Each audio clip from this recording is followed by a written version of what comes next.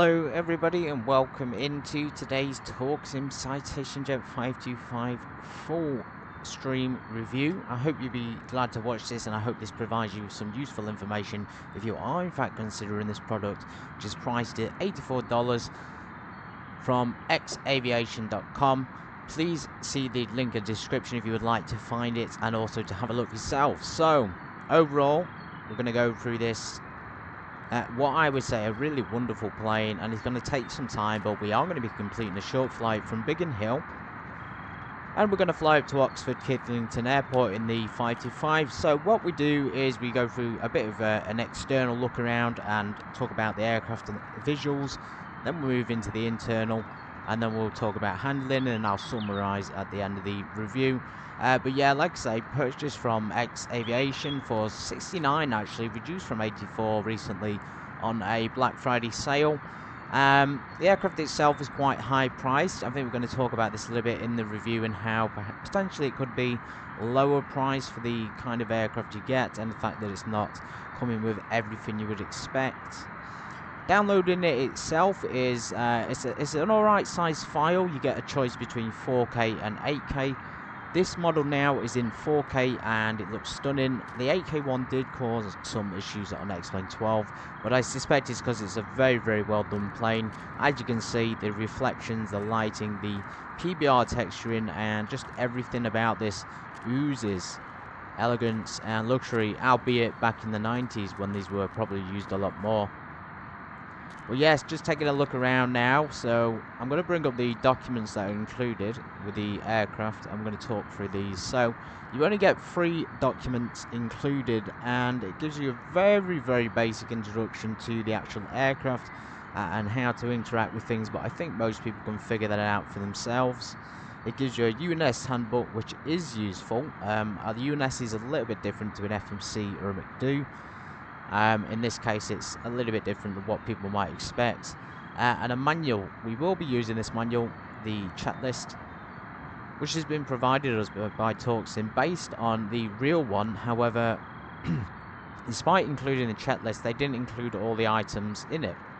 It's a little bit incomplete. We don't have any pre-flight checks, and personally, for the price, I think we're already going to start off, and throughout we're going to find negatives and things, but still overall very positive. But yeah, the checklist is incomplete, and it should include emergency checklists as well. Like I say, there's no pre-flight inspection on there.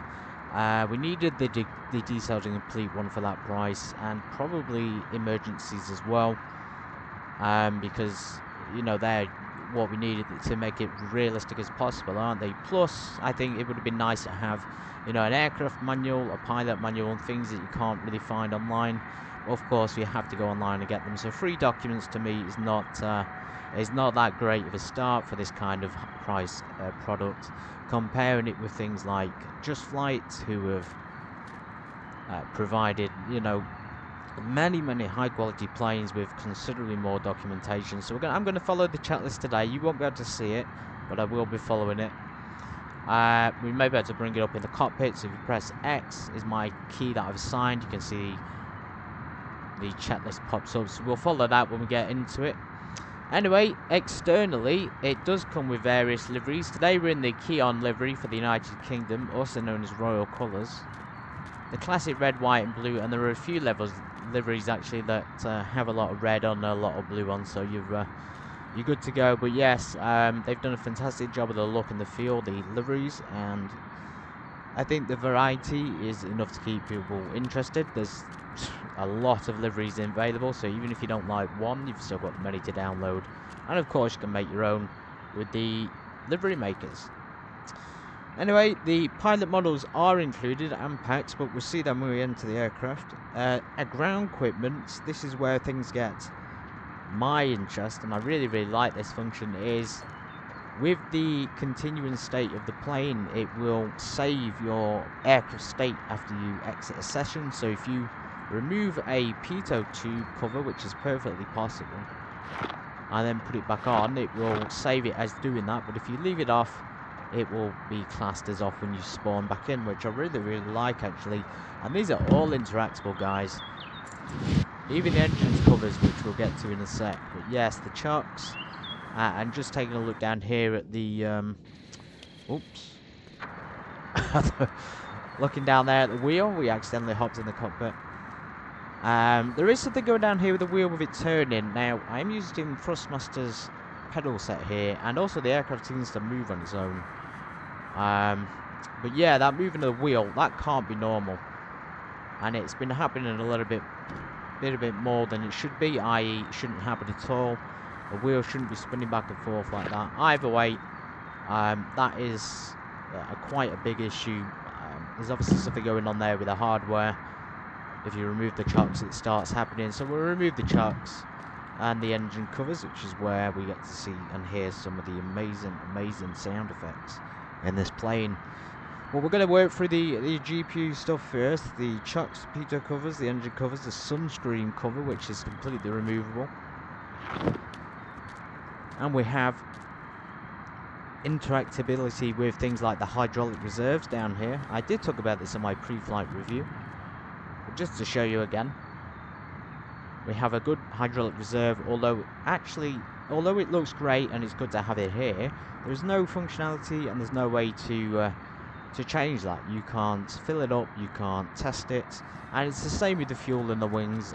Despite there being good interactability on the outside, the ability to check the fuel and the hydraulic reserve down there and perhaps refill them would also be a nice touch to have for the price, because I've seen obviously other aircraft with those options which are priced at considerably less.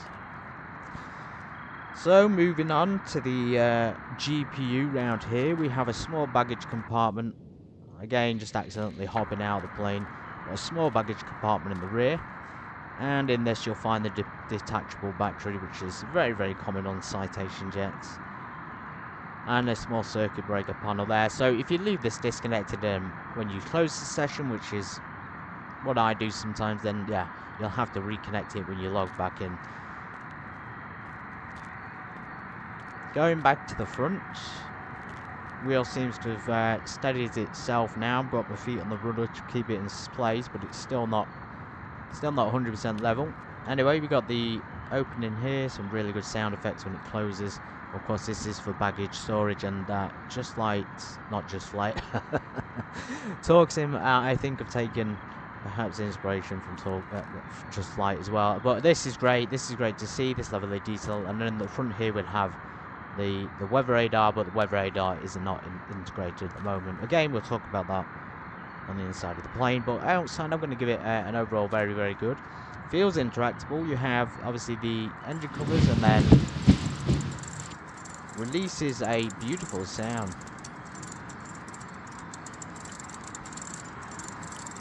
I hope you guys can hear that. That's such a nice effect, and the time taken to make that sound effect obviously comes from a combination of real sounds, doesn't it? So good effort there on the developer's part. I like the fact that they've given us interactability to put them on and off, and the level of dirt detail there as well. You can actually see the dirt build up around the sides. Not too much on the other parts of the aircraft though. I would have liked to see more dirt build up perhaps around the wheels. It does all look very too clean. I understand these are private jets, but how often are they actually washing these things? We don't know. Going back to the front, of course, we're going to remove this side. Brakes on, do not tow. And if you have your brakes off, guys, it will in fact turn green and say brakes off. You can tow it. So again, just a really good touch. Door, fully interactable. Look at that. Even the chain animation has been beautifully crafted. And so is the steps. And it really gives you a luxurious, elegant feel. It's high class, there's no doubt about it. Absolutely no doubt that they put by time and effort to make this aircraft look stunning. The external details on the rivets of the engines are excellent. Even if at a close viewpoint, you can see the detail and the 3D modelling popping out. So it gives you that 3D effect even from an angle, and that is absolutely brilliant. There's no gaps, there's no cracks, there's no flaws. There's pretty much nothing to complain about on the external. even the wicks on the edge of the wing here and the flaps are beautifully modelled. Of course, we can't move them at the moment because we have our control lock in, but they look fantastic when they're moving. They got the hinges fully animated, the flaps and the trim tabs, etc. They're all fully animated, and it just makes it so much more lively than most of the payware aircraft. So yeah, excellent visual fidelity on the outside with the rivets, the flap hinges. Landing gear looks fantastic. A little bit hard to see it, but we can assess from this viewpoint, and it looks pretty detailed. If you go here, they've even taken the time to model the bays, and there's no missing scenery or modelling here at all.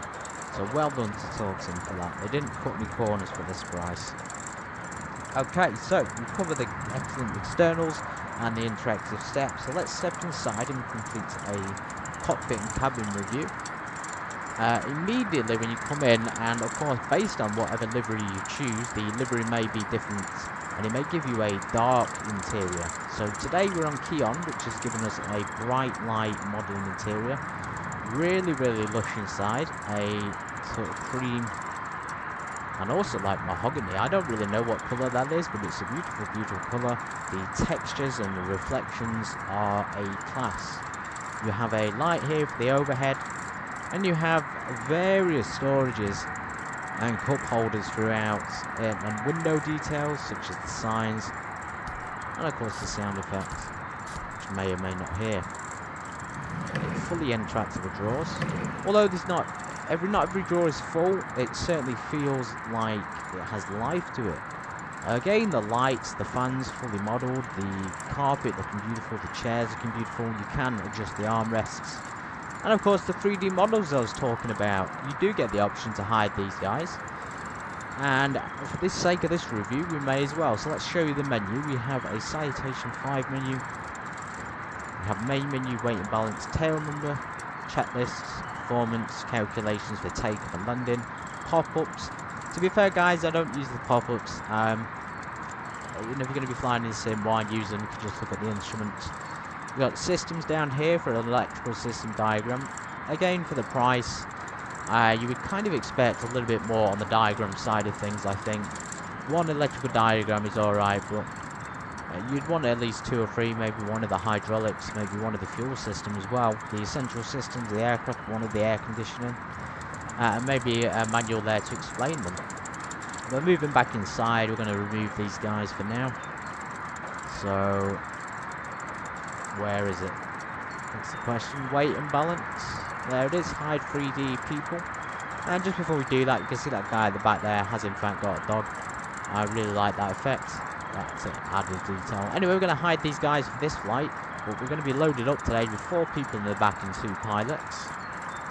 That's the plan as we fly to Oxford Kidlington. So yeah, talking about the creamy interior, I was really enjoying this, and then when I found out that different liveries had different textures and different colours, that was like blowing my mind. So again, we're going to open these up. It is going dark, but we'll turn some lights on and just show you how nice it is. I may have been better doing this in the daytime actually. Well, we've covered the modern interior, the small interactive items,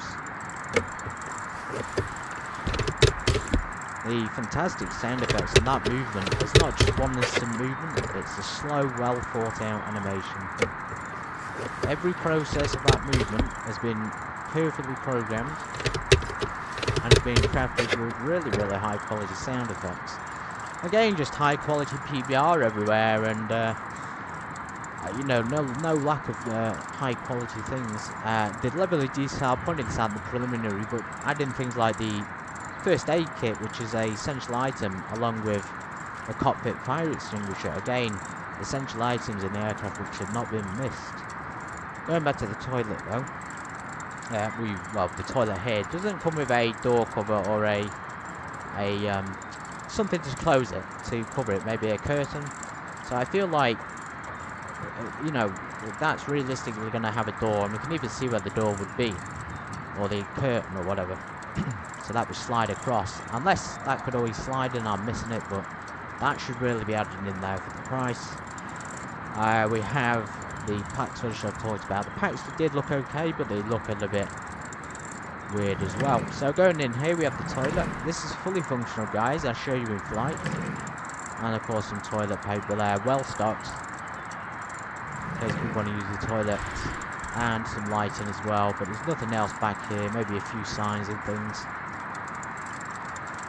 Go back to the front, we have a mini fridge built into the aircraft.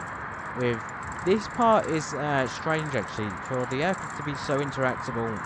I thought this part would be a little bit better in terms of interaction, because you can't interact with these buttons and perhaps turn it on or off. But in here you have a nice little fridge. You have some expensive stuff in there, some champagne glasses, paper planes, and this jet fuel, which I've actually seen in other models on the store. I think it was the 777 possibly that had this. I can't remember. One of the aircraft had jet fuel in it, and it was a nice little touch. But yeah, that bottle there, guys, it's hard to see it. Yeah, there's no real way to see that bottle or pull it out, so you have to sort of maneuver your view round. But that is actually one of the world's most expensive drinks there, believe it or not. So I don't know if anyone would be drinking that on this flight. Yeah, so the first aid and the extinguisher, just, you can't fly without an extinguisher in the first aid. I think they're essential items. Can't quite remember. I'm thinking they probably are though. Anyway, the sounds, even as we stand in the cockpit, the sounds are superbly modelled and highly resembles, I'd say, the real thing. This is probably as real as it gets.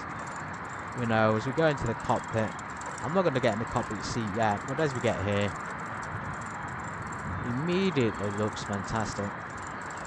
And you have those interactive buttons and those nice sound effects. Let's do the... try and get a good view for you guys. Perhaps we should sit in the cockpit. Take the cover off. It's going very dark now, so... ah, there we go. Let's go down here. Let's test some of the lights. That nice, very, very tasty sound. It's crisp, it's clear. It's as good as it's going to get, I think. Today we might need the ground power, so we're going to leave our generators on for now, but then if we need the ground power, we'll turn them off. And again, it comes back to the checklist. If they had a complete checklist, rather than cut it down to the basics, and even the basics seems to mess things up a little bit, because I'm just bringing this up now. We're not on the cockpit thing yet, but I'll bring it up now and tell you. So if you go down here to checklist, and then it says battery switch off after the cockpit inspection, that's incorrect, guys, because it doesn't tell you to turn it back on for starting the engine. So the real checklist would usually say turn it off if you have a delay or if you have ground power connected. You wouldn't turn it off before starting the engine. So I think TorqueSim really need to modify their checklist and make it a bit more realistic. I know they've based it on the real one. I read the real checklist, but this again is missing a lot of items. A lot of items have been tweaked, and I don't think the guys understand how. You know, people who play on this aircraft and fly it might not understand that you need to turn the battery back on before you start the engines. It would seem like common sense, but it isn't. Believe it or not, a lot of people might not know that. And again, if you have the GPU connected, you still need the battery power on. So again, I think they need to elaborate here. Maybe put battery switch off if there's a delay, or the GPU, etc. Blah blah blah until you get going. Going back to our review though, all the buttons really well modelled. They have the sound effects. Even the light switches have it. I mean, I was blown away by it, but I certainly wouldn't pay 65. How much was it? $84? I know that's an expensive aircraft, but for me, I bought it on 69, and 69 was sort of getting to the right price. So yeah, realistic sounds there. We don't have a weather radar, which is obviously not there, so we'll talk about that again later. The controls, though, are pretty easy to see, and it's pretty intuitive to use. It's a single pilot operation, guys, so yeah, they modelled a very basic plane, and I think if you compare to things like Carinado's Citation 2, which is arguably more complicated because it had, of course, the reverses, and I am familiar with the Citation 2. It was one of the first jets I ever flew. But yes, they've modelled a very basic one, and you could say that it's acceptable that they missed the weather radar, and that some things seem lacking, like the documentation, but then you compare it to Carinado and you think, well, if they could do it and they can still do it, then there's really no excuse, and the EFB is not included either. So there are problems and there are things missing that you would expect on full release. Well, I'm going to give you my proper opinion whether I recommend it at the end of this review.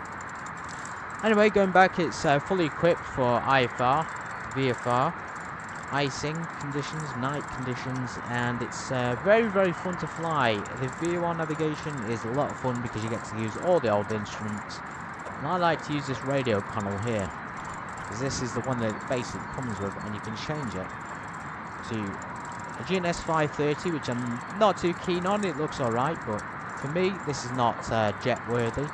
Nothing to do with the developer, that's just my personal choice. You have something called a GTN 750 and a 750XI. Both of them are modelled, and I think this is a separate payment, so don't go in there thinking you're going to get these screens. My preference is the standard, and I actually recommend learning the aircraft on the standard one so you understand how to use the instruments. As I say though, flying the VOR using the ILS thing and the VOR navigator, and the same as the co-pilot side, or this will be a PAX I guess, but same on the side, we have the DME distance thing there and the VOR thing there. A small manageable aviation cockpit designed to be operated by one pilot and allows you to have a more relaxed flight than even the Citation X by Laminar. That's kind of true actually, guys, because it's not as fast. Let's just get some lights on in here. Somehow, let's... Actually, then again, let's not. We can see the detail. Yeah, going back to the Citation, this aircraft is considerably slower, and it's arguably a lot less powerful.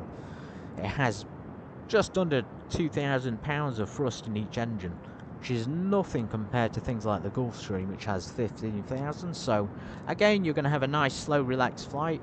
Short hops, and you can barely get up to 270 unless before you get in danger zone. And believe me, when I've been flying it, it's been hard to even get up to 230 or 40. You need a lot of thrust in there to maintain your speed. Let's set that to 80 for now. But yes, as you can see, the instruments, it's barely faster than a Cessna Caravan.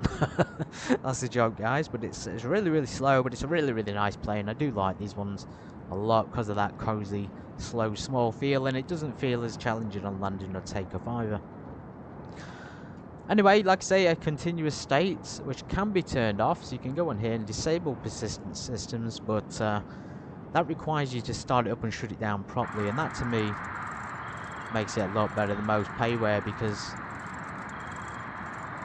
it makes you feel like you have to do it properly. And if you leave something on like the battery, you're going to come back to a dead plane. Or if you leave switches on, etc., it's going to cause issues in startup possibly. Again, the oxygen masks, the fire extinguisher are good. The oxygen masks are well modelled, but there's no interactability with them, which I found very odd. I haven't found a test button, even though it's plugged in. I haven't found a way to put them on and perhaps test them. That would be nice. Again, something you might expect from this price of a product. But anyway, oxygen mask, fire extinguisher, cockpit, and again some more checklists for the pre-flight and some other things like the cockpit and cabin inspections. You know, the walk around, they were very essential items for real pilots as well. And they should be in this, I think, for the cost. Anyway, the handling characteristics, the navigation, so we may as well get started on the flight, guys, and I will talk through it. But in general, the UNS, which is down here on the center, this universal system is a little bit of a learning curve compared to the FMC, I'd say. It's laid out a bit differently, and of course they have gone with the strange choice of putting this in pounds without the ability to change it to kilograms. Now, if it's been 1 year after the release and the devs still haven't updated it to reflect kilos and pounds, and that tells me they haven't taken on board the feedback from previous reviews, and there has been some brilliant reviews on YouTube who have pointed these things out. Well, yes, you can do it to pounds on there, and then in the UNS, for some reason you can convert it from pounds to kilograms. So again, it would make so much more sense just to have the weight and balance sheet in pounds and kilos, because then it would save time. Anyway, that's a learning curve. If you don't want to convert it all manually on the UNS down here, you can always just skip it, I guess. we talked about the free radio thing with the GNS and the 750s. The radio stack here is the best one to go for, in my opinion. But I bought it with the intention of using it with this, and I only expected this to be in it, to be fair. So credit to the devs for adding the options. It has been fairly simple though to complete full ATC flights, and I have done so I did one from well down in London up to Glasgow, and that went absolutely fine. So only crash, though, one crash so far, and that was on the UNS when I was changing the approach into Manchester. Again, if the UNS is having crashes when it's programming the approaches, it's specific to the UNS and not the aircraft. Well, again, you can fly this aircraft without the UNS, which we might even do today, although we can't because we have our flight plan filed. And yeah, you can fly it without the UNS basically and just go to VOR and ILS waypoints. So, let's get on with it then. Let's get cracking with the checklist. We're going to crack on with a first start checklist, cockpit inspection. Control valve is normal, and the checklist includes circuit breakers, and every single one is very well modelled. We don't have any popped out, which means we're pretty much good to continue with the checklist. So standby gyro, I'm going to turn the... Actually, no, yeah. Let's keep it on. Let's keep it on so you guys can see it. Standby gyro to test and then on. The battery switch comes to battery.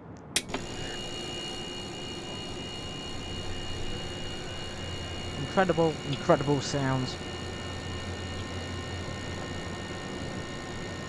When I watched the video, when I watched the video on YouTube with the developer or whoever TorqueSim giving the aircraft sounds a trial on YouTube, what they do, guys, I'm going to call them out for this, they exaggerate the sounds by amplifying them. So when you hear things like the air conditioning, you hear all these other sounds going on that are really loud, and then you get the aircraft and you think, where are these sounds? Well, because the developers have put them onto loud mode so you can hear them all.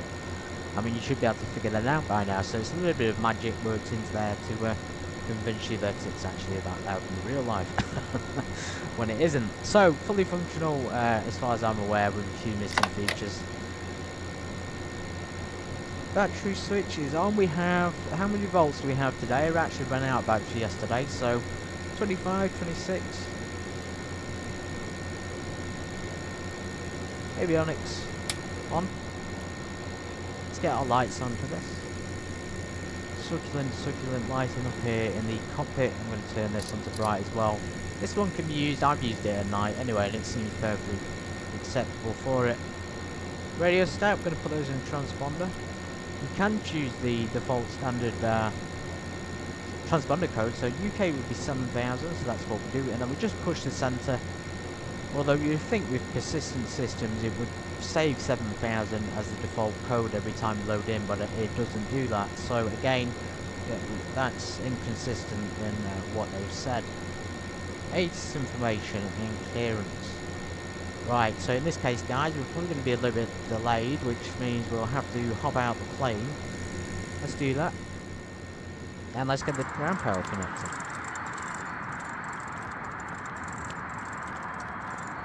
We're in dark area, Biggin Hill. We're probably going to land at Oxford in the dark. There's the battery. What we're doing, we don't need the battery. And then there's a little socket here we have to connect the GPU. A little bit of a process here. Make sure you read the manual, guys, and it will tell you how to use this thing. So we need to stick this left hand side for engine on to start, and then hold the button.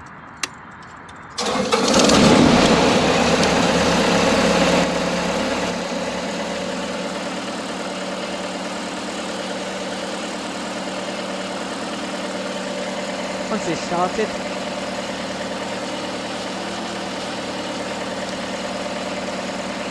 push this one to the up position or close, and that'll give you aircraft power.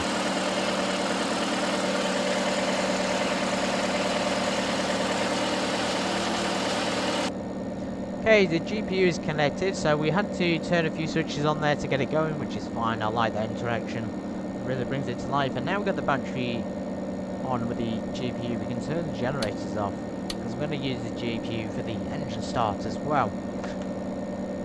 We may as well, guys, get our flight plan up and get planned for Oxford Kidlington. So we go to our flight plans here. Let's go back to charts.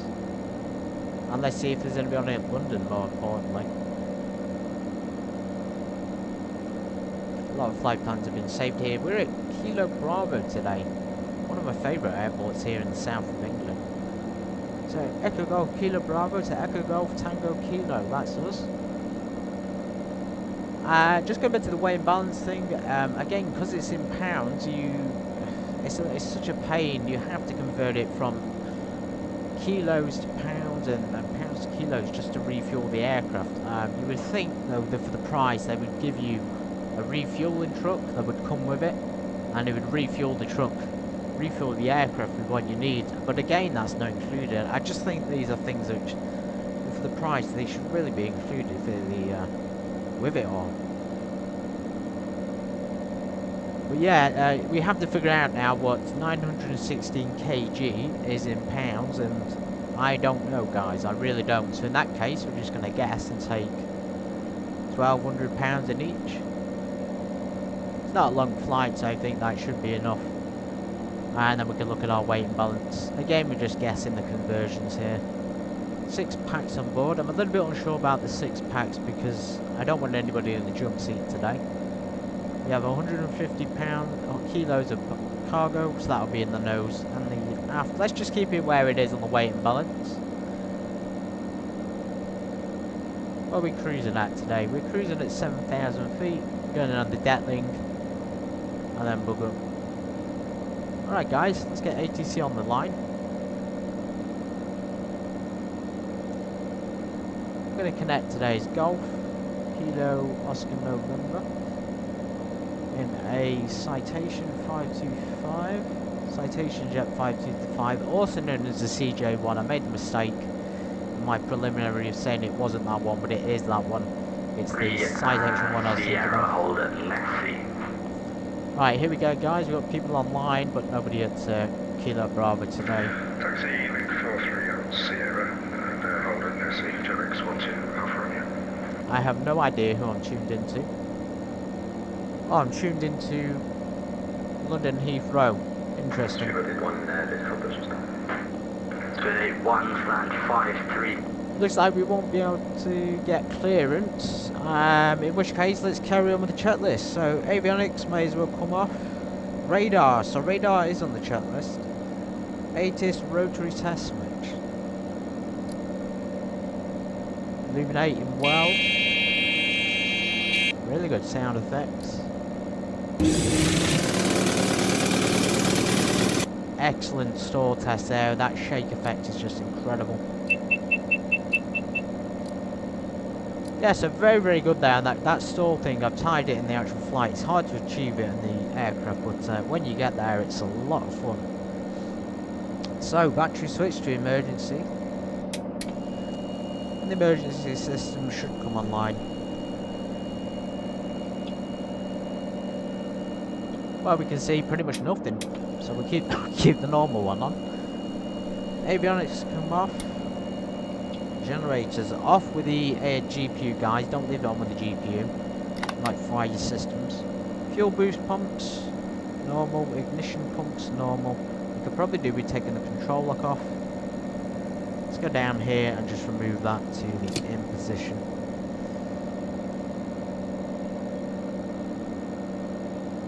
Fuel transfer. This is over here in the left. A little bit dark to see. Let's get our lights on.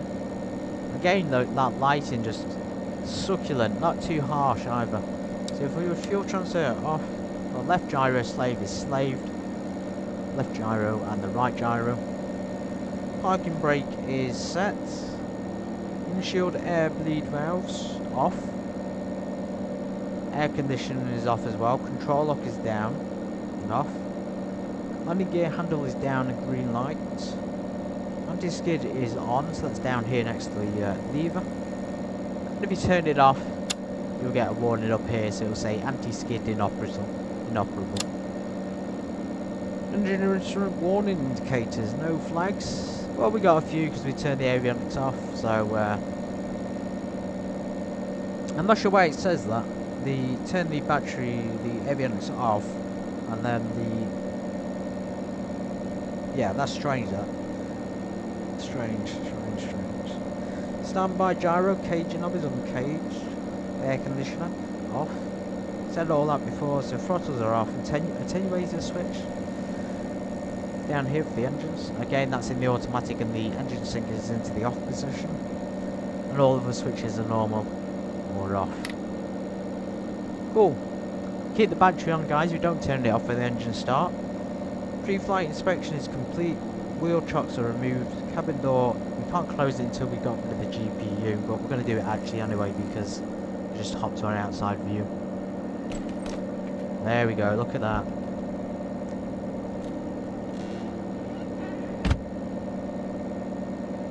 There's not many planes where I go, wow, that effect is amazing, but this one really is. Such a joy to just take your time on it. Let's lock the door and hop in. We're disconnected from the external view. Passenger briefing. This is down here, so turn this on. Welcome aboard this CitationJet. We're delighted to have you with us on our flight. Please make yourself comfortable and securely stow any personal items. When you are ready, kindly fasten your seatbelt. Thank you for choosing to fly with us today. Let's get some lights on. That one overhead looks very nice. It's a little bit dim. And I also didn't notice any ground lights either, so there's none in the aisle, there's just one above. Let's get all the lights on though here, on most of them, so we can see some of the amazing works of the lights there. Look at that. We'll close them for takeoff and taxi. Seatbelt harnesses and shoulder harnesses are secured in place. Flashing beacon light down here is coming to the on to warn people we're ready to start, and the air conditioner is off. Flood and centre panel lights are bright for night operation. The start button. So everything we need off is off.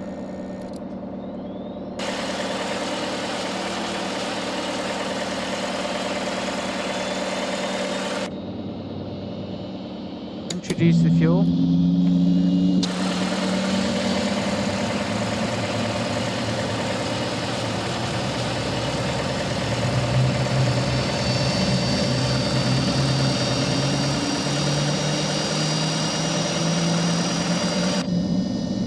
Incredible.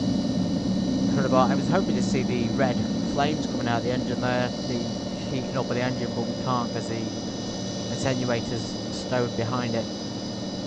Left engine start. We wait till it gets to about 8% and we wait for N1 movement there for the fan. And then introduce the fuel.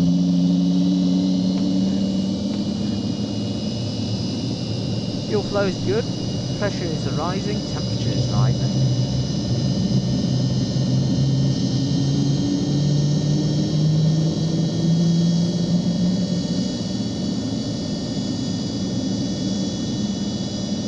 Alright, so that's a successful engine start. Generators are off, that's normal. We're going to turn the GPU off now. Let's hop outside.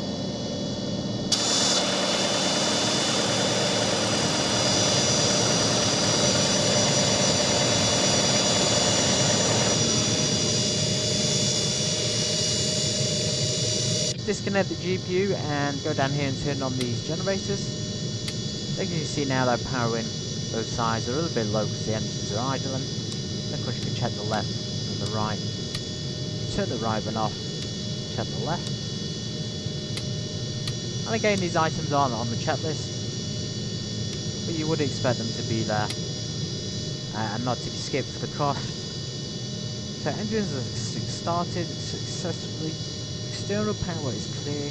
Generators are on. DC amps and voltage is about 29 to 30 DC. Before taxiing, air conditioning. This is down here. Automatic. Let's go on the hot mode today, guys, so the temperature select. We don't need any of the defogs on today. And I'm going to we'll stick the bleed air on the window when we get departing. Lights as required, so now we can turn it down, I think. Probably about halfway there from the cockpit. On this backlight as well. If we keep it dark, you guys might not be able to see it, so we'll turn it down a little bit. Avionics switch on. And the the inverter. The one. Passenger advisory switch. Passenger safety. Pressurization, so we're going up to 7,000 feet, I believe. That's what the flight plan gave us. And we're going to go up to 7,000, so we'll pressurize it to 7,000. And then that'll pressurize automatically when we're in the air. Electric trim. Now, again, the detail's good, but let's just disconnect from that comm for a second. The detail is good and it moves, but you would expect it to move on the yoke. There's no movement on the yoke when you're in chat with your hardware. I have the honeycomb yoke, and there's nothing there to change it. You click it with your mouse, it does move one way, but it won't move the other. They need to fix this. They need to make it animated with hardware as well. I don't know why it wouldn't work without it. Anyway, flight controls, flaps, and things like that. So elevators and ailerons are clear, and the rudder. Let's check it from the outside.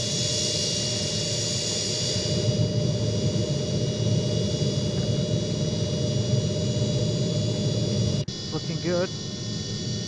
To take off, and usually if you shut down, you would keep your flaps in the position it's in, basically, in this takeoff approach thing. You don't need to have them retracted when you shut down the aircraft, which I really like about this plane.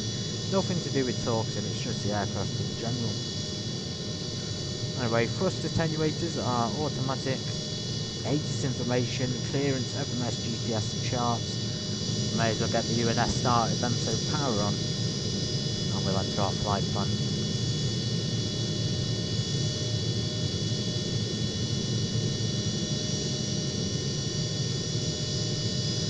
Of course we can do with the Q&H. Flying in very high places lately. Here we go. What do we have on the Q&H? So it's 10009 today.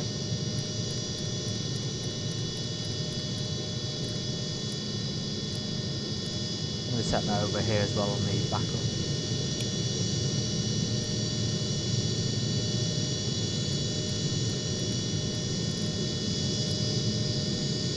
Okay, 1009 is set. UNS is loading up nicely.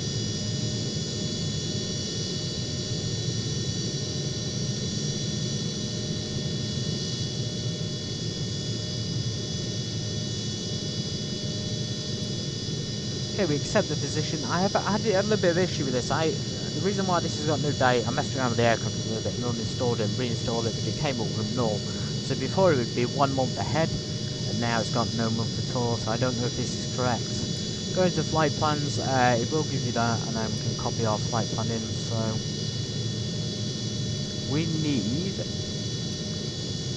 Kilo Bravo, which I don't have programmed in, so we'll fly it manually. On flight plan, click menu, depart, and then it'll be runway 21, so we type 2 in. And for decision stars, we don't have any. I thought it might have been the lid 2 departure, but it's not. It's given us direct Detling and then direct BBK Saxby. I don't like the Saxby one at all, it takes forever to do it. But that's the Saxby, and then Ictum. Very familiar route. It's just a long winding way to get up to Oxford Kidlington. Right, so we'll skip that then and just enter the departure, and the flight plan is in the thing. Detling. Direct to the BPK. We're going to tune these into frequencies so you can see them. Brookman Park, Saxby. And it recognises the waypoints, and then Ictum. Again, it's a little bit of a pain having to confirm it all. So it's saying direct, not direct this time, we didn't put the airways in, I'm sure it'll fill it in itself. CPT there, that's almost like Grantham CPT, isn't it? Compton, Kennet.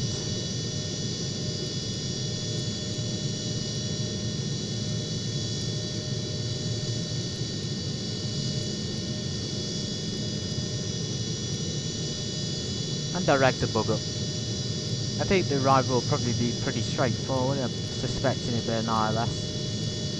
Who knows though, we'll wait and see what ATC gives us, if anything. So go back to flight plan. We could enter the weights, we go over to fuel. And again, it's confusing itself. They've developed to really confuse this weight and balance system up. Even though the UNS is in kilos and the weight and balance of the aircraft is in pounds, in the UNS they have packs at 105, so I'm pretty confident that that's in pounds, because it wouldn't be in kg, and I'm not really sure what the default one was.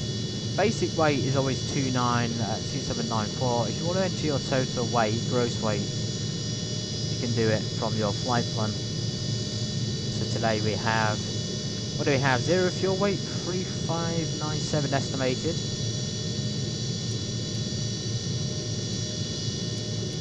And if we wanted the actual amount, we could just calculate it ourselves.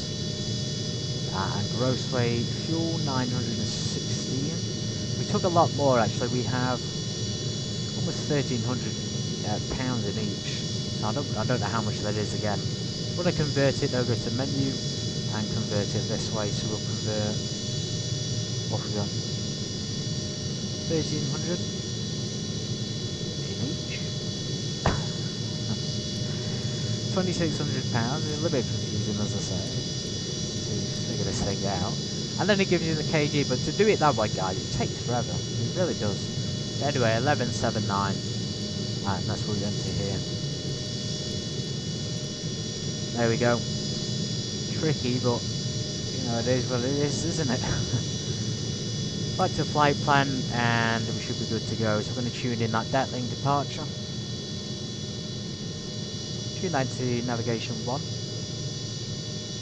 And as you can see there, the arrow is moving. If you change it, it'll move to the right one. So we'll do that on nav 2. We won't be using an ADF today. I'm going to set our runway course on this thing, and we'll do it on the heading as well. So usually 210 will be fine. That should give us the distance. It is in fact giving us the distance, so 20 nautical miles till Detling. And then we can tune the Brookman VOR as well, so that'll be up here somewhere. Again, a little bit hard to find it. There it is. So tune that in nav 2, and then when we get closer, there we go. So we've got Detling and Brookmans. Before taxi checklist, avionics is set. Let's tune H. Let's walk something random. So 73. Actually no. 4332. Test and then ground. We've pulled and caged that and then released it. I'm going to put my nav lights on, guys. It is night time. It's pretty standard for night operation. Beautiful, beautiful lights. Ready to taxi.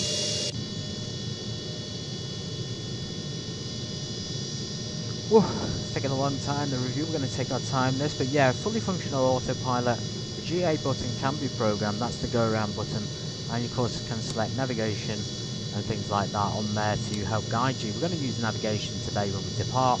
Fully functional autopilot with yaw damper.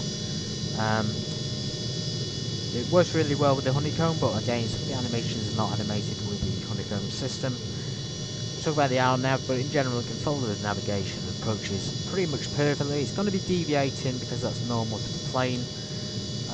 Again, that's just reflective of real world characteristics. Impressive sound and array of impressive sounds and textures, which we've discussed. Functional systems in the cockpit, but they do need an electronic flight bag, guys, an EFB.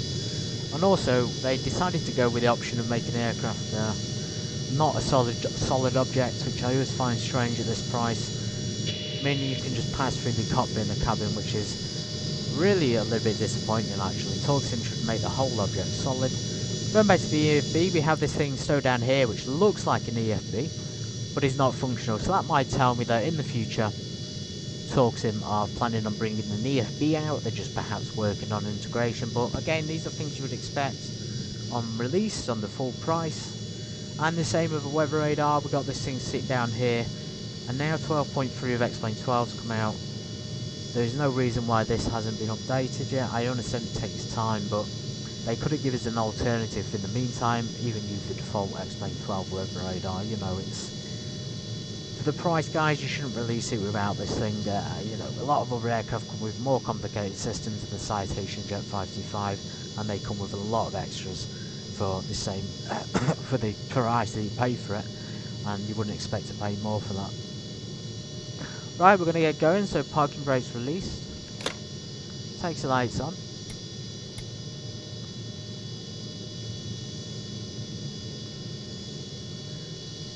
Flight instruments checked. Looking good. Rudder is responsive. We're on the heavy side. We've got brakes checked. We'll do that when we're a little bit faster. And we'll do a crew briefing for the safety. Before we depart, please take a moment to review the safety features of this aircraft. Fasten your seatbelt by inserting the metal tip into the buckle and tighten by pulling on the loose end. In the event of a loss of cabin pressure, don your oxygen mask. Pull the mask towards you, place it over your nose and mouth, and secure it with the elastic band. Breathe We're going to taxi down Alpha. Please locate the nearest emergency exit. Lima Juliet and Alpha. And it may be behind you. We appreciate your attention. Runway 21. Let's go ahead and set our runway heading to 21. And we'll leave the course where it is because that'll be pointing to the Detlink DME.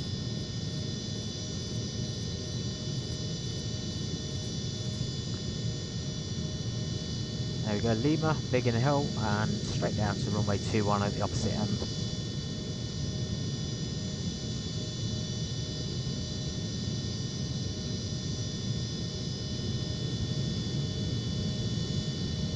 And we can adjust the cockpit sounds. I may have it a little bit too quiet. So down here we have a headset. And if we scroll that wheel, the sounds come more obvious. Taxiing is a real pleasure, I think. The handling is very, very good, actually. Although sometimes on landing it can feel a little bit all over the place. But that's just the aircraft. It's very light. Impressive sounds, though. We need those extras in there for the cost. Handles well in the ground and in the air, but if you provided you control it properly. But sometimes if you, like I say, if you come in under pressure on the rudder and you come in at high speed or high weights, it can make it a little bit more tricky to handle it, and sometimes it can get a little bit out of control as well.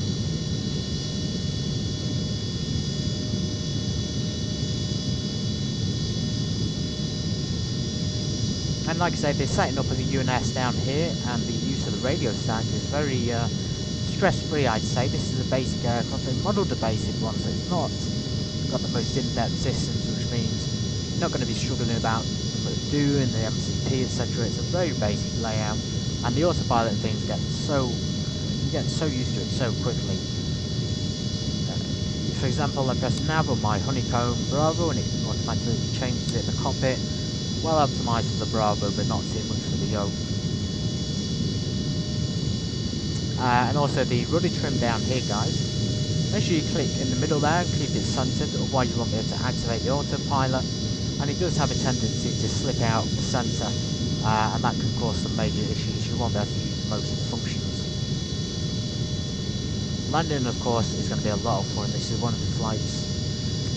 One of the planes I'm really enjoying. Obviously I bought it to enjoy it, but really enjoyed it more than expected on the landing. It's a lot of fun even flying it in challenging approaches. It's capable of doing things like London City. It's capable of steep approaches, and will provide you with, great time.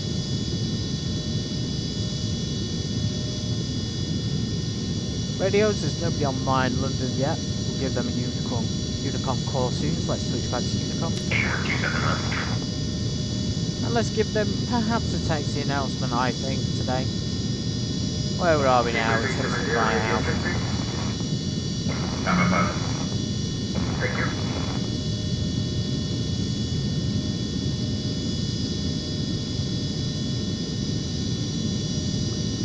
Taking the hill traffic, Golf Kilo, Oscar November, taxiing runway 21 via Alpha.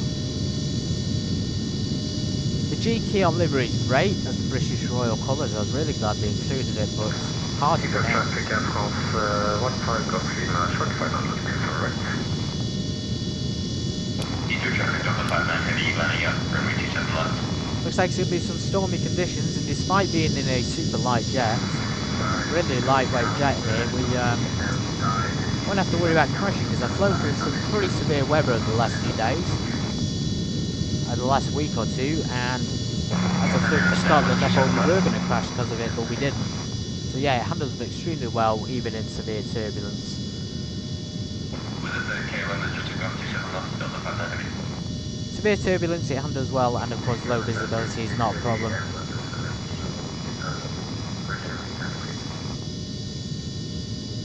There we are, guys, we're going down at Alpha now. We're almost at the runway, so our pre-flight is complete. Our takeoff checklist is next. And we're clear for takeoff, and then we'll have the takeoff and climb checklists. Heathrow, Delta 59 heavy, taking off 27 knots. Easy 837 directing to landward.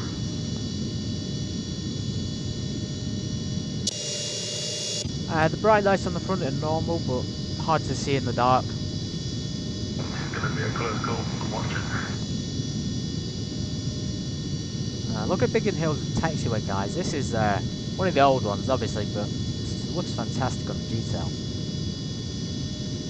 It looks, if you look at the front of the plane now, you can't see the nose, and it kind of gives it that flat, two-dimensional look. I mean, obviously you would lower your change of view, wouldn't you, to get a better view and give it a bit more of a realistic view, perhaps. Maybe there. I noticed they used to have a tail and a nose viewpoint program. Okay, there's an Alpha 1. We're going to hold short here.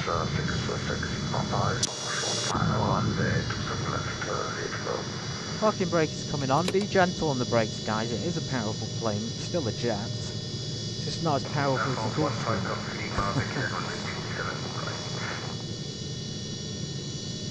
Radio is chock-a-block. Let's tune to altitude and get our strobe lights on.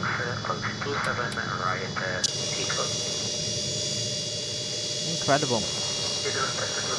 Let me just show you as well the pilot models.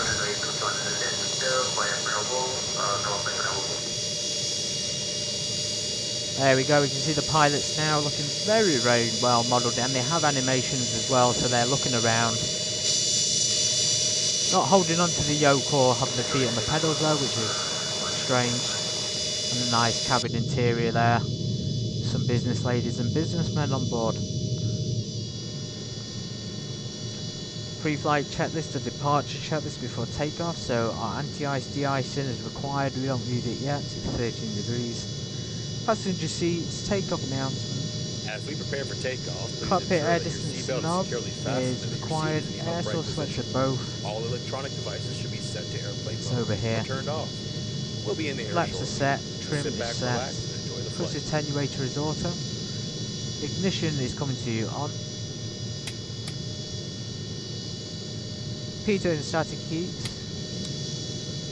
That's down here. I'm going to stick the blower on because it's raining, and that should hopefully clear the window of anything that builds up on it. Landing and transponder set. Landing lights, transponder, recognition, i.e. anti-collision lights, recognition lights are on. Radar is off because it's non-functional. Annunciation panel is clear. Attenuator unlock. Let's just test. Okay, it's fine. It's because we're idling the engines. Let's get going now. We can use our calculator here. So checklist, performance, takeoff, performance. So 109 on the V2, 106 on the VR. Quite a high speed to take off today, guys, and we have a 96.9 on the RPM. Well, let's get ready to go, and you can do the same with the landing. And I'll give you the landing performance too. So we're going straight off to Datling, and if we change this down here, let me just show you before we get going. Press map. Actually, go to FMS, click FMS, and then click map. Or ring, map, whatever you want to call it. And it will change and show you the flight plan. Fantastic. So now you can clearly see the FMS flight plan. Now we selected it.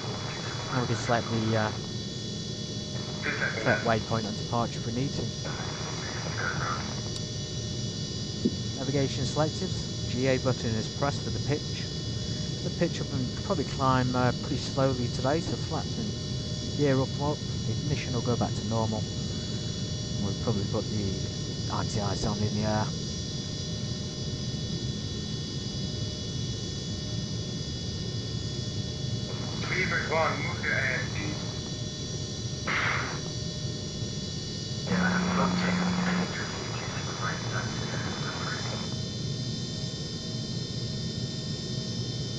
Biggin Hill, traffic Golf, Kilo, India Oscar November, departing runway 21, Detling departure.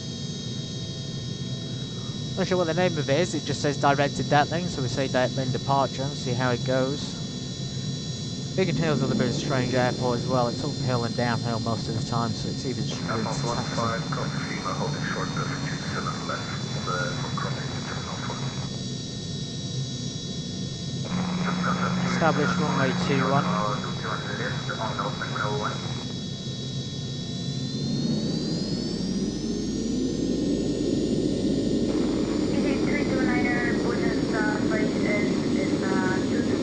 Take up for a set.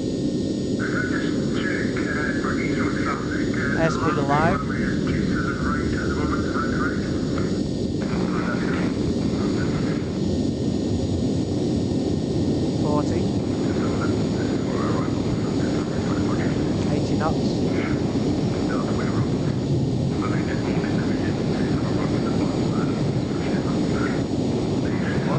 V1 rotate. V2 positive right, gate coming up.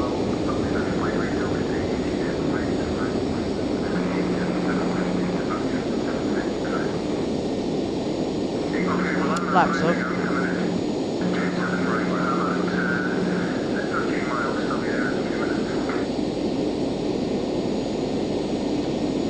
Let's get the autopilot on so I can change a few things in the cockpit, and we'll keep climbing that quite a high amount here.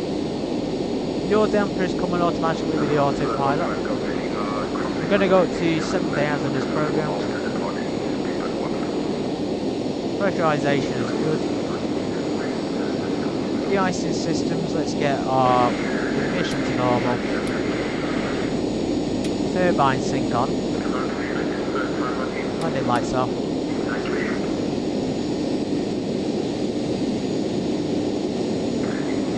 Very, very loud in the cockpit.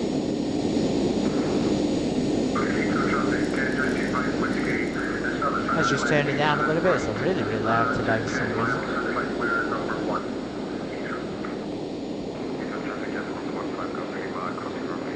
Flaps are up, trim is set. Ignition is normal. Yaw damper passenger advisory switch. Let's turn that off.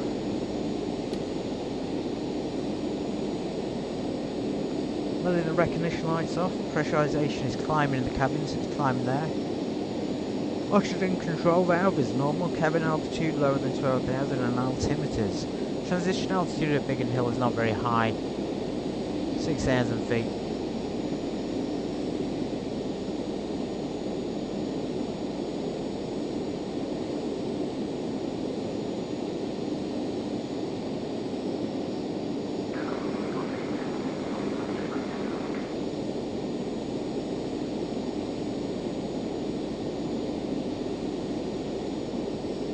Beautiful. Let's see if we can see it in the dark though.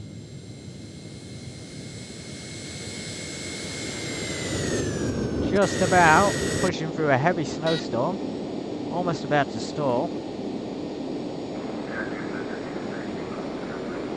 Look why we're climbing so steeply.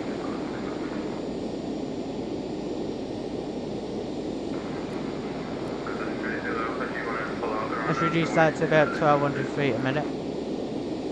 So on our way directly to Detling, and then we'll continue on. We do have that. I was going to use this one to show you, but I've used the printed one instead, so sorry about that, everyone.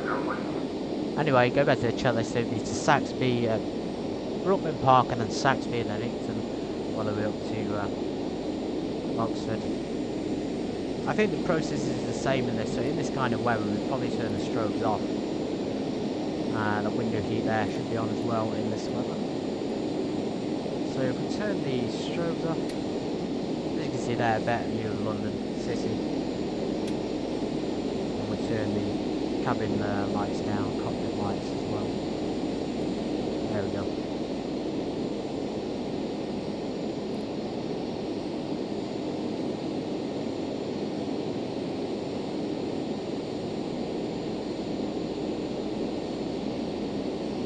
I think this is a really high quality rendering, guys, of the real world counterpart.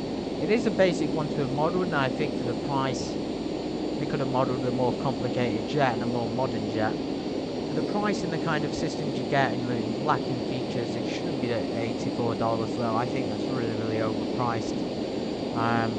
If it was a citation longitude or latitude and it had, you know, the EFB and the rail radar, I can understand it, but for a citation 525, X-Plane 12.3 with its weather radar coming out, and the fact that the majority of aircraft we pay for nowadays come with EFBs and weather radars, it's just kind of not acceptable now to release anything without them. So we're going to reduce our thrust in the cruise here to, I don't know, let's keep it about 76, shall we? 75, 76.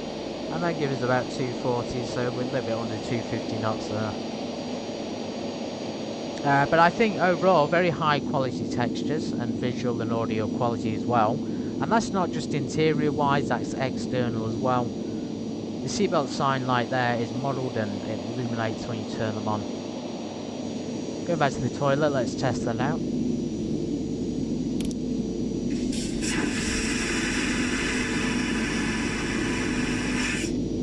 Really quite superior, although again it seems like when people make even slightly better planes now, the price is always exorbitant or too high.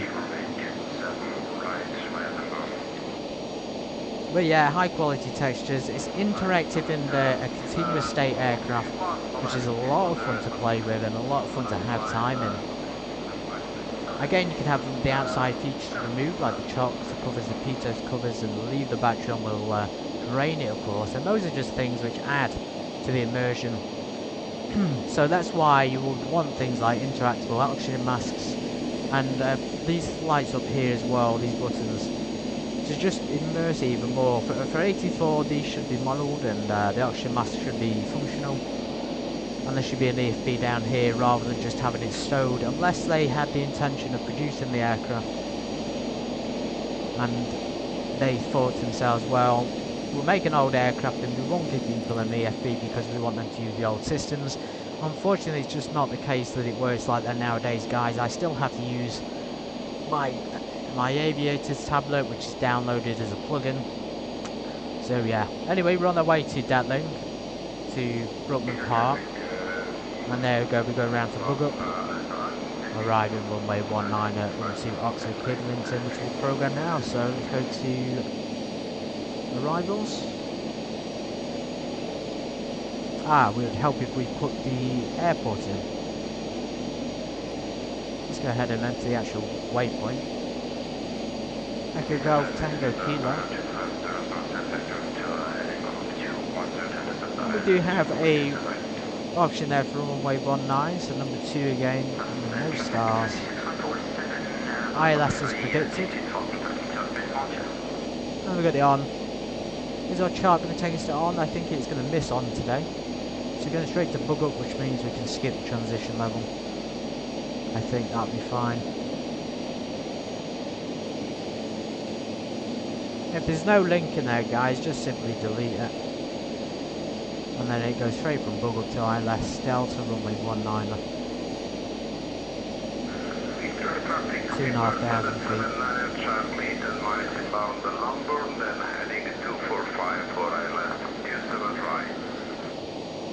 Right, we completed Datling, Brookman is there, and then Oxford Kidlington is up north here. Somewhere around there. There's the in London though, I'm surprised there's no ATC online. London City, of course, one of my favourites. Beautiful at night.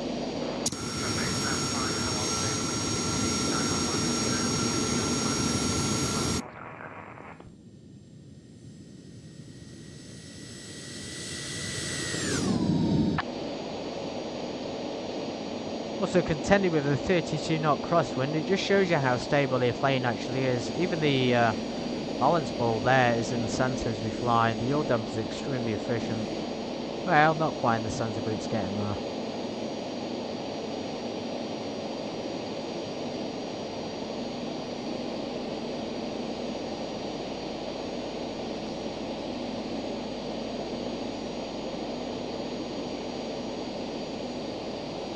check the chat, everybody. I hope you enjoy this review, and I hope it's going to be in-depth and give you enough feedback on the product if you are the developer.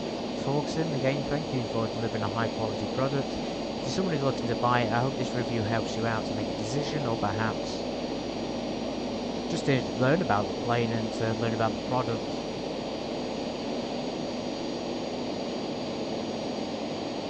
Max traffic, 36-547, did you airborne 1600 feet high plus?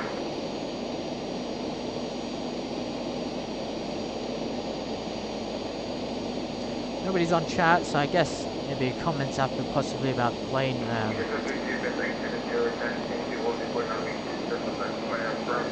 Back in clouds, yeah, we need those anti-cold on. So yeah, going back to the layout, guys, I had somebody comment on the GNS 530. Apparently it wasn't working on theirs, but then they said it wasn't working on mine, but then it was working. So I think when they're going to waypoints and DMEs, etc., they're wanting not only the DME distance, but they want the names to appear on here or on the GNS as well, which is not always the case. On the example flight where I flew from into Blackpool in an ILS using the GNS 530, you can see on that video that the name doesn't pop up, but also the same thing happens on the Barren, so you won't get the BBK thing popping up unless you do the NDB approach. So I don't know if they want the DME thing to pop up on the GNS as a waypoint every time. I mean, it doesn't mean it's non-functional, it just means it doesn't appear, and I can't see that stopping you from using it. The DME distance works. You can do a DME hold as well.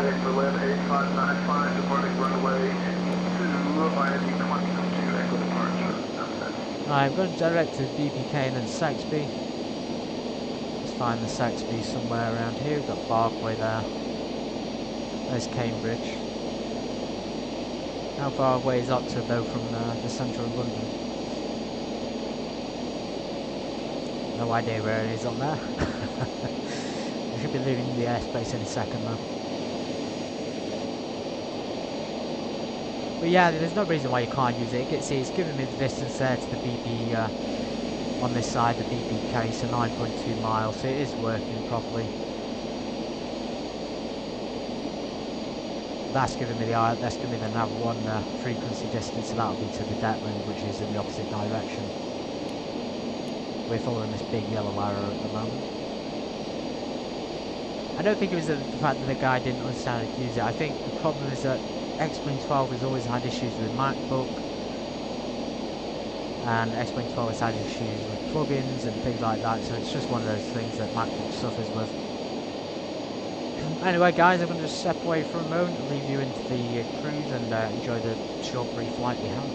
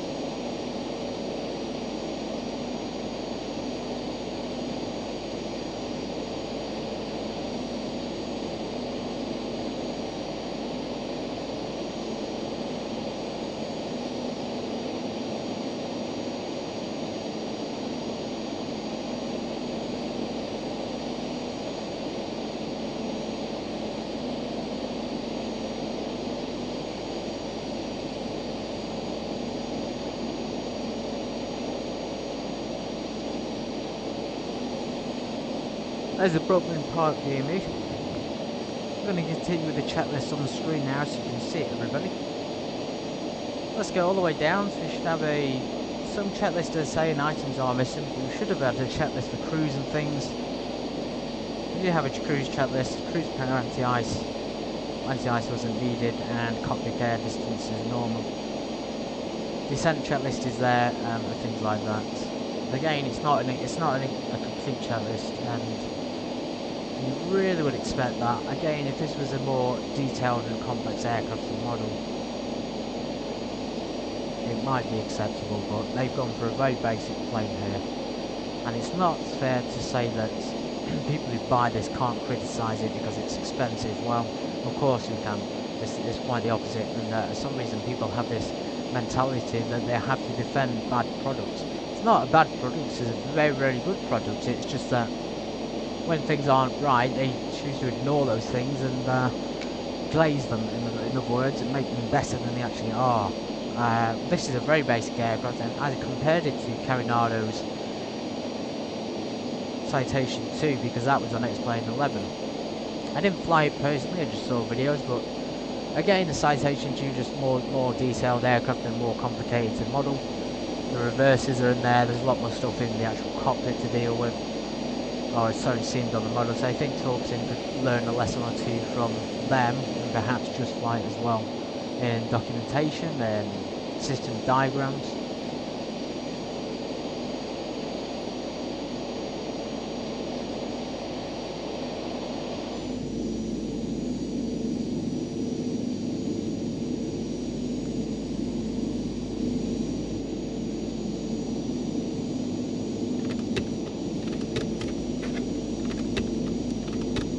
Get some of those lights off again. Let's see what it's like when it's got 1 or 2 on instead of all of them.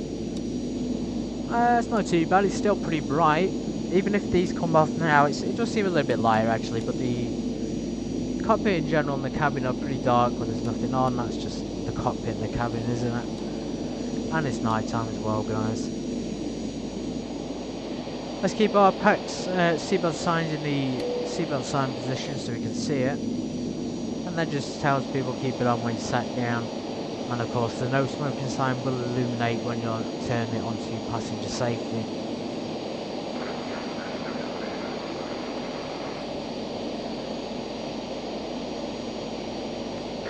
Standard traffic, radar 545 whiskey, push back and 51 left, standard traffic.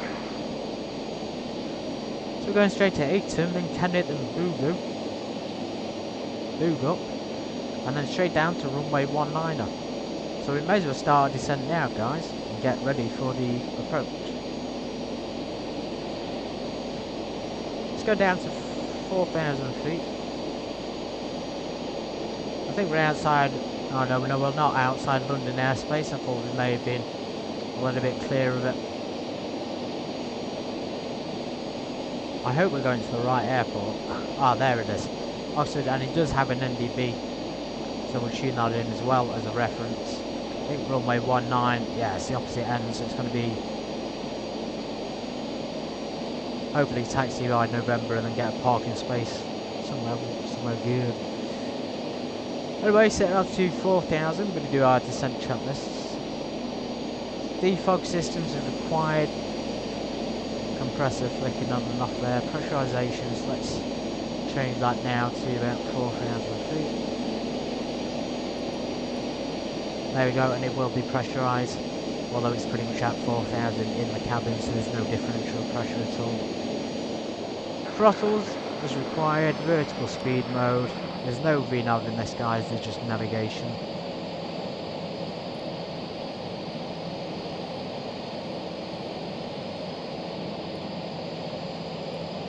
And we'll descend at 1,200 feet a minute. Anti-ice systems required. I'm going to keep the bleed air on the windshield. Throttle set, altimeters. Oxford Kidlington probably has the same altimeter at this time of the day. 008, very, very similar.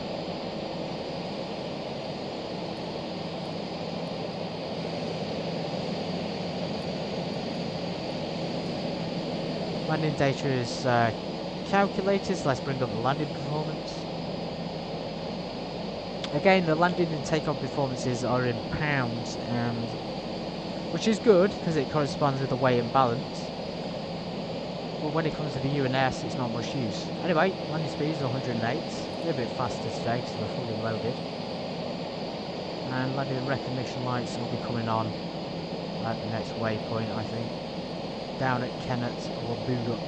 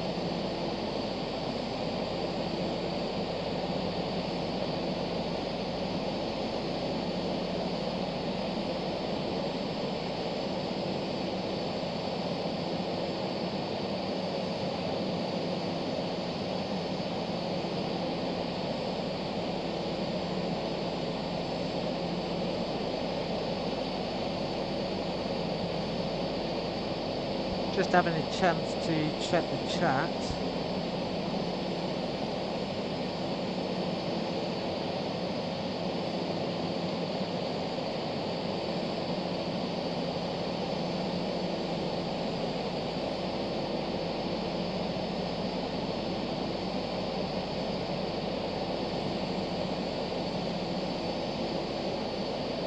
Volume should be pretty good.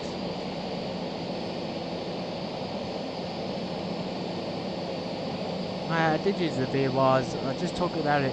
So the GNS 530 and the CitationJet 525, the VORs worked on the 530s, but obviously they didn't show a VOR name. It did give me it was able to tune into it and to give me directions, it just didn't come up with the name. That was the only thing that didn't appear on it.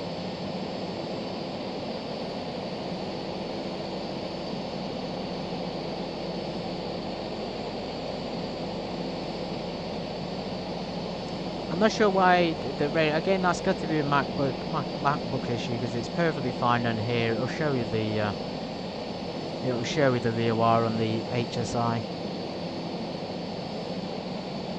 We're not using it now because we're using FMS map mode. So although it should show nav 1 as a blue arrow, which you can see, and then nav 2 is a green one, so we're heading in the right direction. But you probably already know that anyway.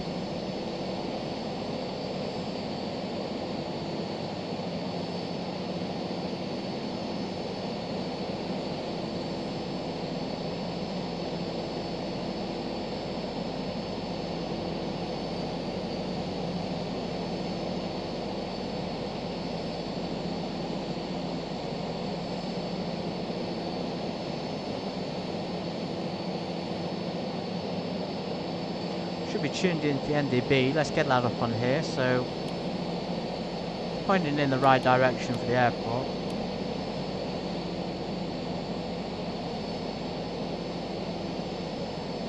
Anyway, back to the flying. We're out at 4,000 feet. Going a little bit slower. Let's increase that. And as I say, you need a lot of power with this plane. It's not like you can add a little bit of thrust. You just got to keep it way up there at 70 to 80 on the cruise. And it'll probably level off about 240 again. Engine sync is on. We did the descent checklist, and then we did the approach checklist next for the ILS runway 19. In which case we might even be able to use the navigation. Well, we will be able to use the nav mode, or we can use the FMS approach mode. Both work actually online.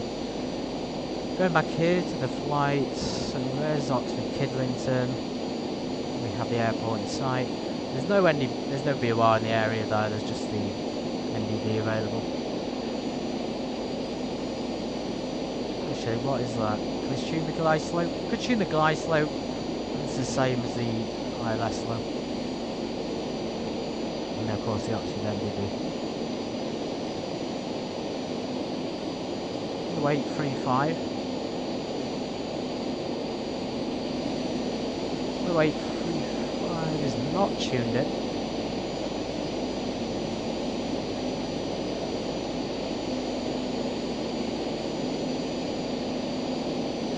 Weight decimal 35 on nav 1.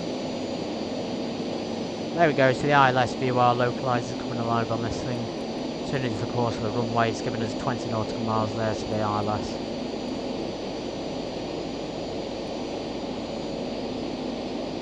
19er, isn't it? About there, that'll be fine. And decision high or radio altimeter high is 200 feet. Got a message down here on this database expired. I think that's normal.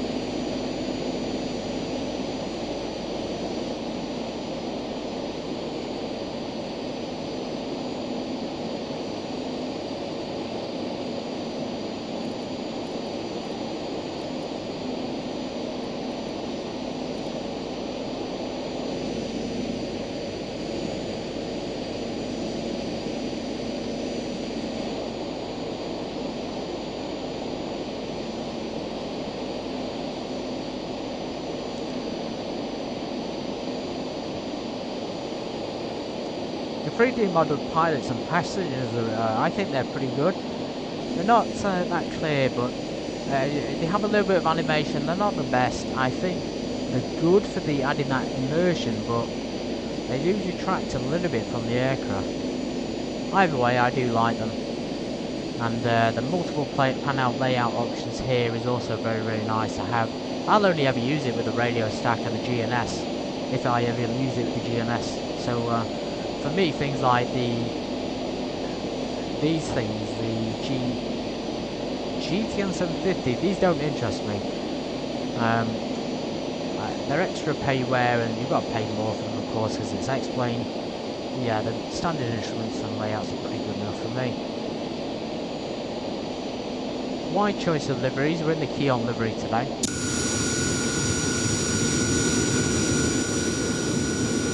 Excellent lighting there, but yeah, the multiple liveries are also very, very good to use. In conclusion, I would say that this is one of the better aircraft for liveries, and for that difference in texture in the inside as well, and the multiple panels, and the fact that you get to choose between 4K and 8K textures really takes it to just surprises you and just takes it to another level. So even if you can't run a 8K texture aircraft, you can run it at 4K and it will be no problems whatsoever.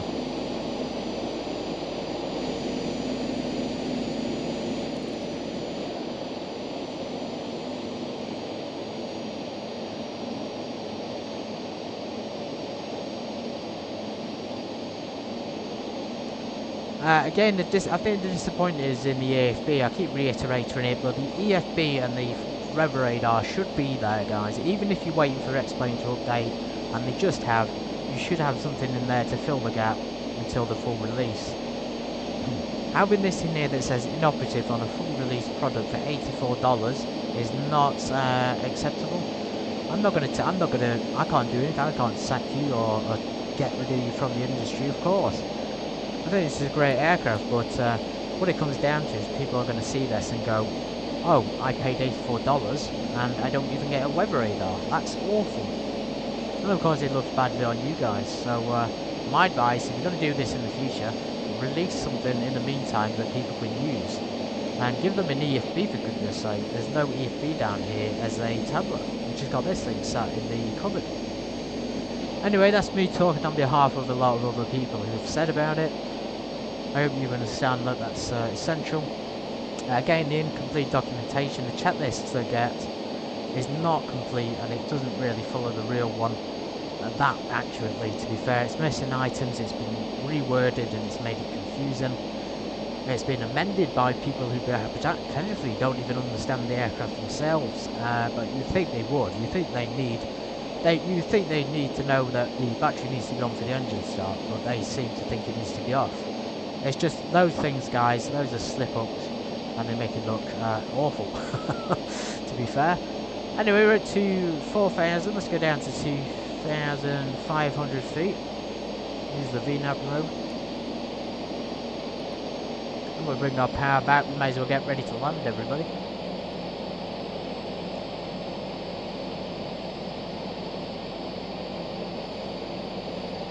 Be able to see Oxford Kidlington, so approach mode, we'll select that now because we're in that. Seatbelts are secure. Let's go over here and make an announcement. Oh, we do have a cruise announcement. Completely forgot about that. We're beginning our descent. Please return to your seat and ensure that your seatbelt is fastened. Stow any loose items and make sure your seat is in the upright position. We'll be landing. Seatbelt signs are on. Landing lights are on. Passenger briefing complete. Crew briefing is complete. Fuel transfer is off. Thrust attenuator is auto. Engine sync is coming to off.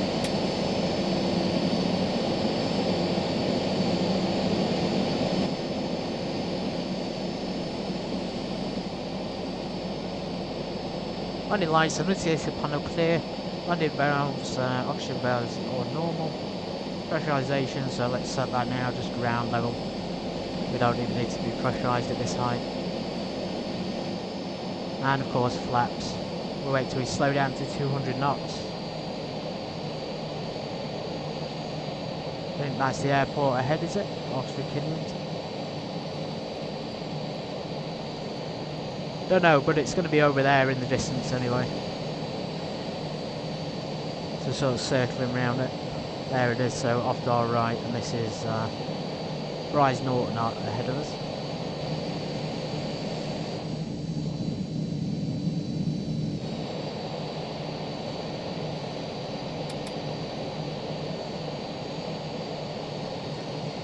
Keep the windshield heat on and the air.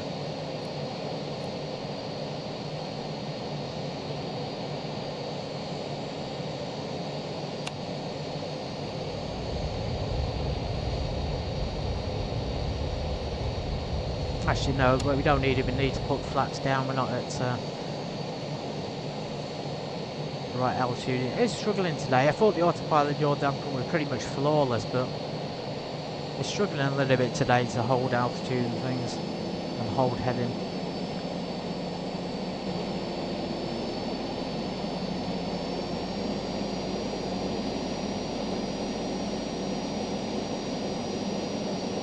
We're landing with a 25 knots, about 10 knot crosswind.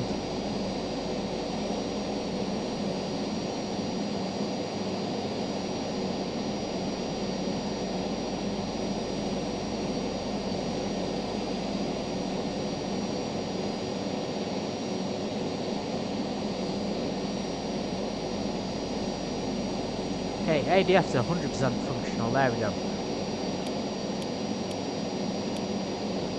That's on there. We can have it, that one at ADF, and we can have that one at nav. That'll be pointing towards the ILS and the VOR. Excuse me, not the VOR, the localizer. And then this thing down here also giving us the distance of 10 miles to the localizer ILS thing.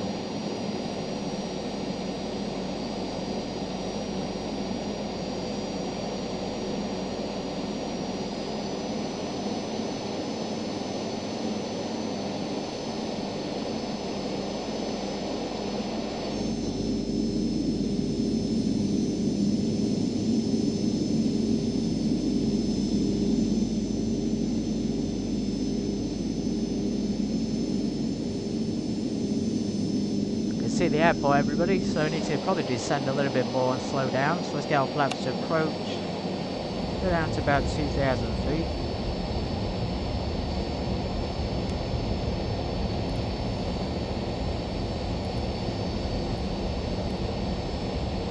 Slow down to 140.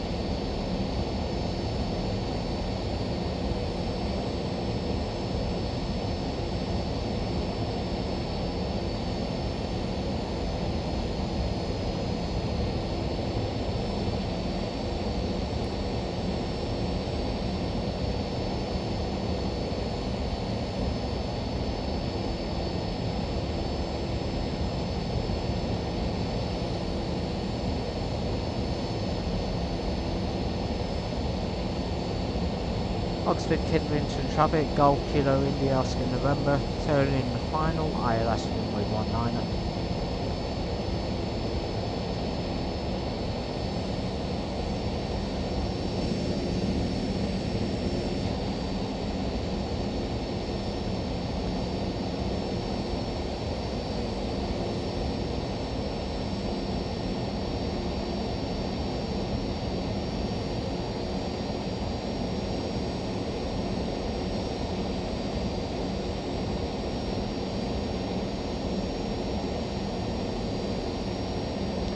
Gave the announcement too early. We are going to turn final. I've chosen a super tricky time to fly here, guys. Although I have been flying a lot at night in this, and it's really good at, as I say, those steep approaches. So if you need to get down through the mountains quickly or up, it's perfect for it. I think you can climb it like, look at that, 6,000 feet a minute if you need to. Although I think 2,500 to 3,000 is probably pushing it a little bit. So yeah, still pretty quick.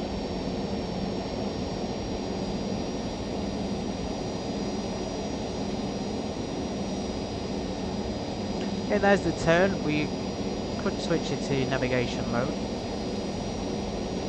In fact, let's do that. Let's switch to nav 1, and that should lock onto the ILS. Runway 19.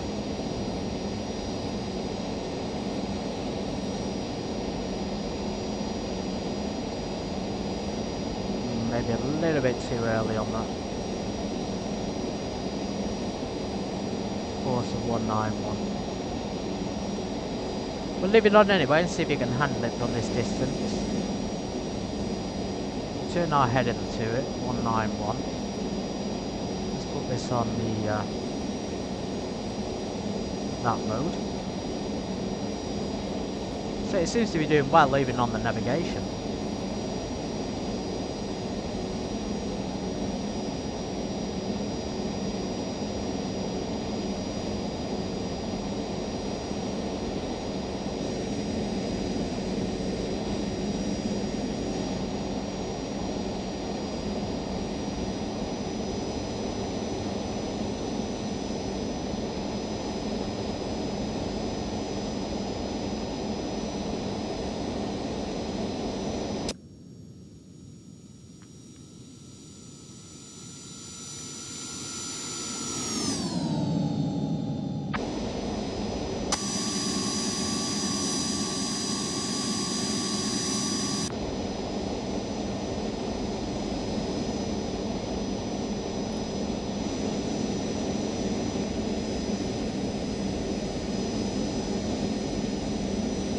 See the runway over there is taking a lot longer, so we're further than I expected.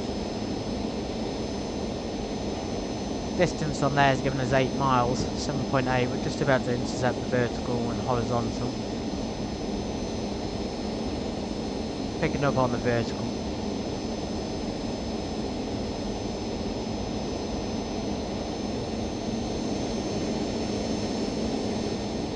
It's going to be a short approach. Ignition switches are going to come on now because we're pretty much there. Landing gear, we'll put that down soon. Flaps and pressurization is set. Airspeed is going to be 106. Speed rates are retracted.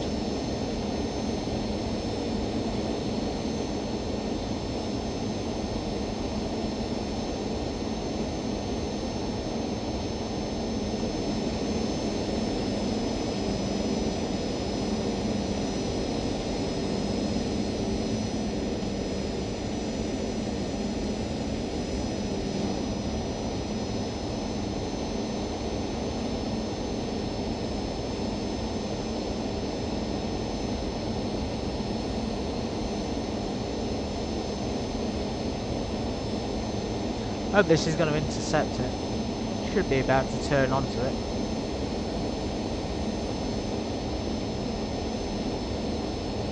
Maybe we need to get on course and turn that way. I'll give it a little bit longer, guys. A little bit longer because there's the intersection there. Just a tiny bit longer to intercept.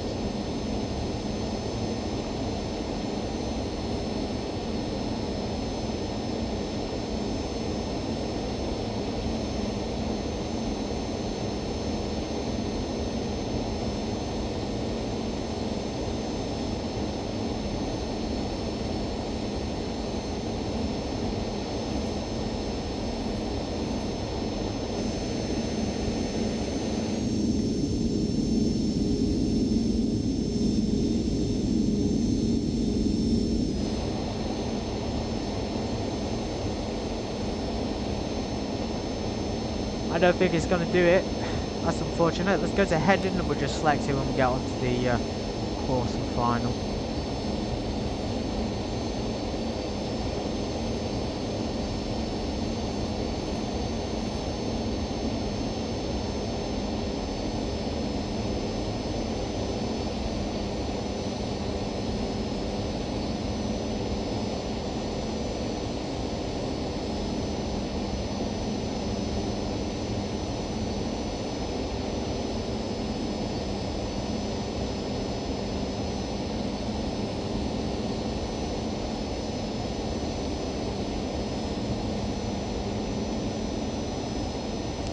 See it. One more try on the approach mode. Let's turn approach this time rather than nav. And nav, perhaps.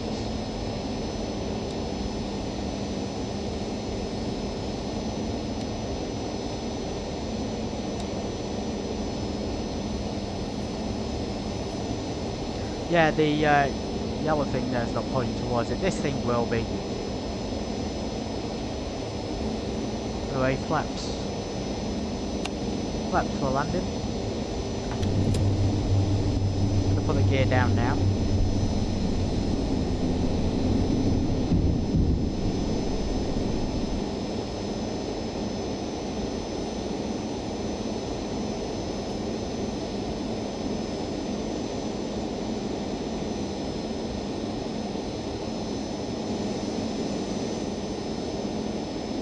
It is 108.35, isn't it? Yeah, 108.35 there, tuned in. There we go, it's locking on now. It's finally locking onto the ILS glide slope. Thank goodness, you can choose the approach mode as well. I'm hoping that should turn towards the runway.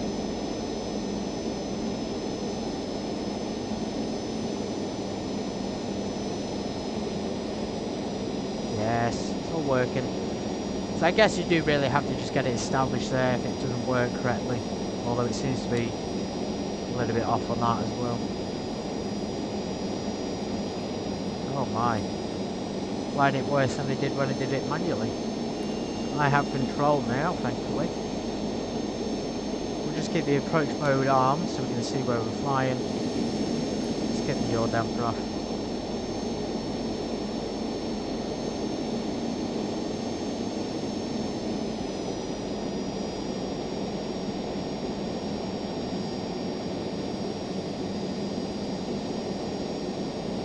It's a joy to hand fly, it really is. You can feel those controls and that feedback from the yoke. Oxford Kidlington traffic Golf Kilo in the Oscar November. ILS established runway 19.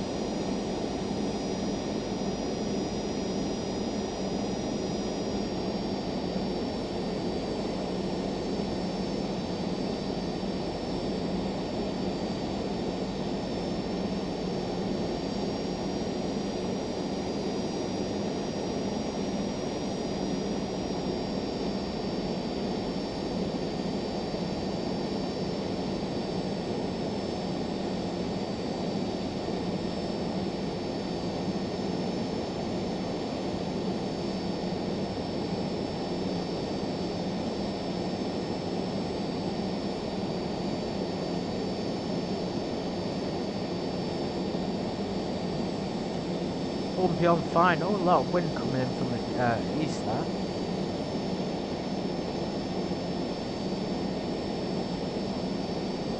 And at a slight angle. We could do it. Just gotta keep steady on the rudder.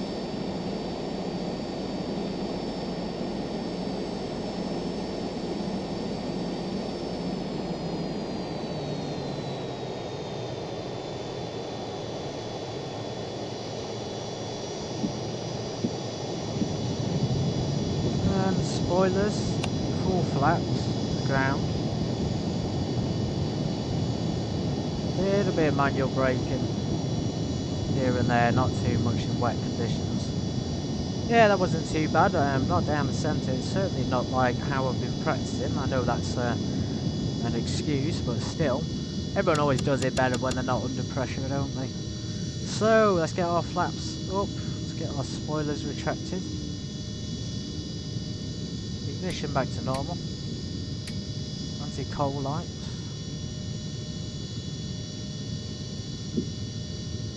Transponder to ground. Welcome to Oxford Kidlington. What a journey. Yeah, so the ILS there is struggling to capture the glide slope with the frequency, and the navigation one needle isn't even pointing in the right direction, so but then again, it was supposed to be the blue one, not the yellow one. Probably because we didn't set the course. I just realised we switched from FMS, didn't it? That's my fault, guys. So set the course, and then it'll probably lock on a little bit better than I did. after landing checklist. So flaps up, ignition is normal, pitot is off. Anti-ice defog systems are already off. Transponder off for standby. Radar off and text lights on. Yeah, so the taxi lights aren't even mentioned on that checklist. It just says landed and anti-coal lights. It makes it sound like you have an option there of taxi lights, but realistically you're not going to taxi around the airport with no lights on in a jet. It's just not going to happen.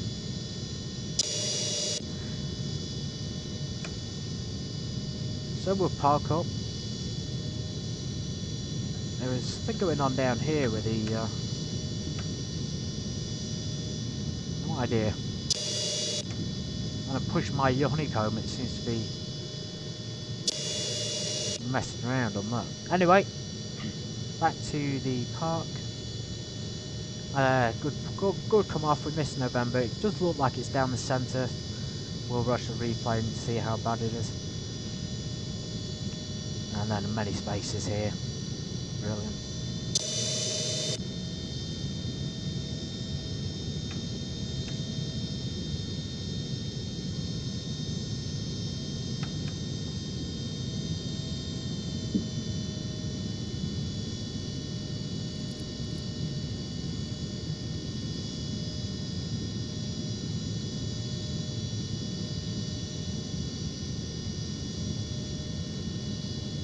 Switching it to standby now. If you ever flown TorqueSim Citation, everybody, then you'll know that it's a huge airport. It really is. It's almost misleading how big it is. There's always tons and tons of places here that I just love to look around in the aircraft, especially like down there, for example, and then you find some secret hangars with secret planes.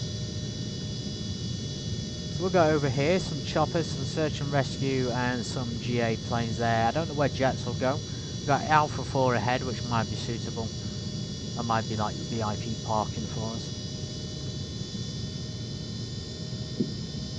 Or there's Kilo over here, which is also an option. Let's do Kilo then, that'll do. Can't park with the little Cessnas over there, that wouldn't be fair.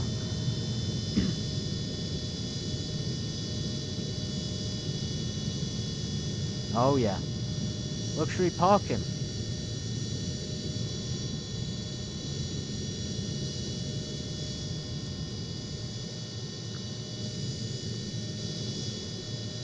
I'm gonna go over the line.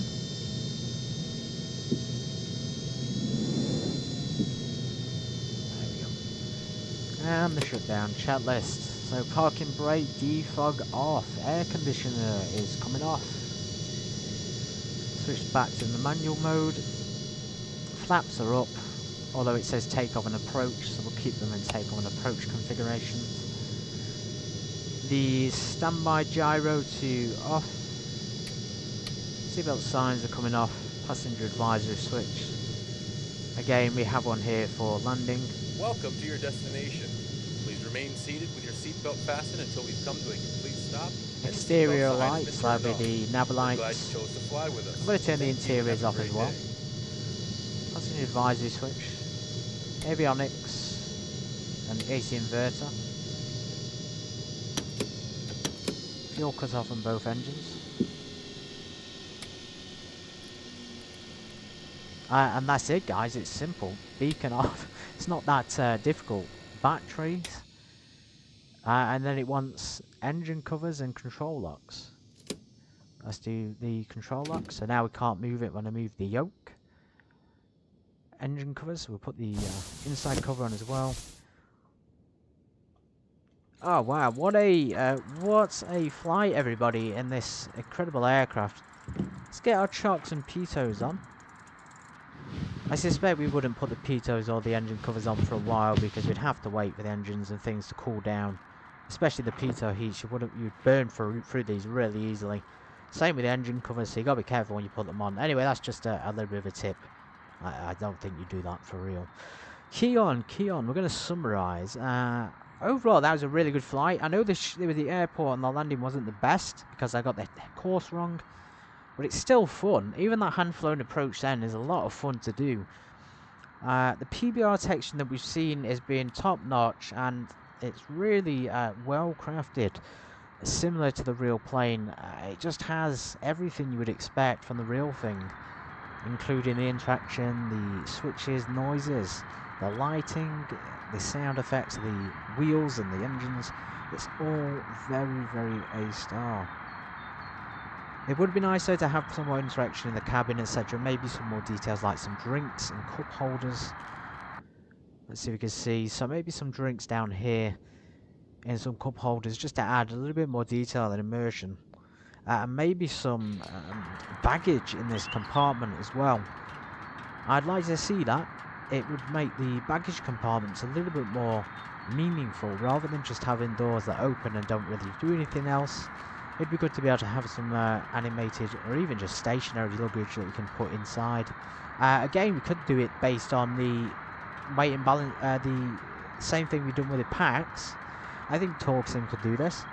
So if we hide people, we could do the same thing for hide baggage, and I think that's something that TorqueSim can do, and for the price you would kind of expect it actually. Just Flight does it. Many other people and developers do it, and they offer those options, and they're not even, you know, they're not extra guys, and they're selling their aircraft for like $30 or $40. So, you know, for $84 you'd expect it to be twice as detailed. Anyway, so finally I'm going to summarize and just say overall positive for the high price though. It does lack the essentials, although it's a high quality model. The high quality model does, and it doesn't make up for those losses. If you ship a fully priced product at $84, it should include those things I mentioned, like the EFB, more documentation like aircraft manuals and pilot manuals, you know, emergency checklist, a proper in-depth checklist, some more interactions, some more physical objects, some more realism, I guess. But anyway, for the reasons I mentioned, and my experience with the freeware and payware aircraft, I think it is actually overpriced for what you get. Although it's a great aircraft, it is no doubt overpriced. I think getting this at 84 is a little bit, it's a little bit much. As I say, it's not a big aircraft, it's not particularly detailed in the systems. There's one system diagram, and that's of the electrical system. For that price, guys, you can get a 777 from Flight Factor, and you will get a extremely in-depth and by and far arguably more in-depth system, which is includes things like the EFB and the flight radar, the weather radar, etc. But for a basic jet, it's not exactly that complicated, and it shouldn't be $84. So textures, sounds and realism, I really like them. They're easily 5 stars, although there are some sounds that could use improvement, and there is some interaction. Sounds like on these doors here, and there's no sound at all until you close it, and even then there was no sound. So I don't know if that's a bug, guys, if it's just specific to this livery. Well, there is no sound there when it closed. I'm pretty sure there's meant to be sound. I've heard one before when it shut. Either way, 5 out of 5, I think. -1 for that sound problem. Modelling the interaction and the effects of the modelling and interaction is probably a 5.2. It's interactive enough to make you feel like it's good, but also we're missing features like the interaction on the fuel check and the hydraulic reservoir. We can't check our fuel, we can't refuel there. There's no, there's no interaction with the baggage.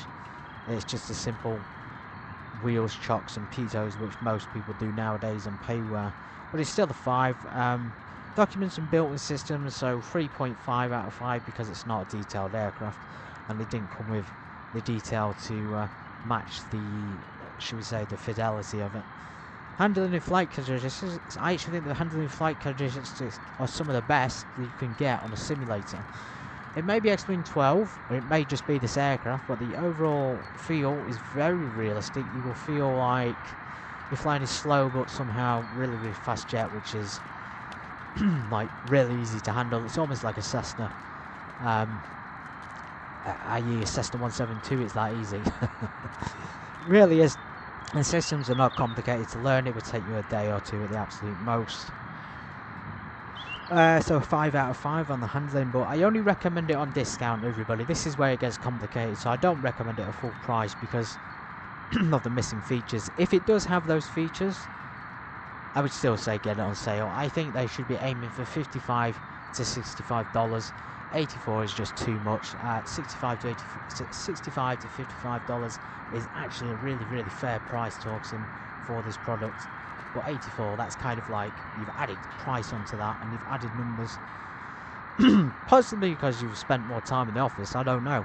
It's your product, you price it at what you want, but that's probably what people would realistically want to pay for it. Anyway, it's now explaining 12.3, should have the weather radar, and of course things will hopefully get better with future updates. So as I say, guys, that's my conclusion for the TorqueSim CitationJet 525. Any questions, you can comment. I'll read the comments after. For now though, thank you for watching and take care.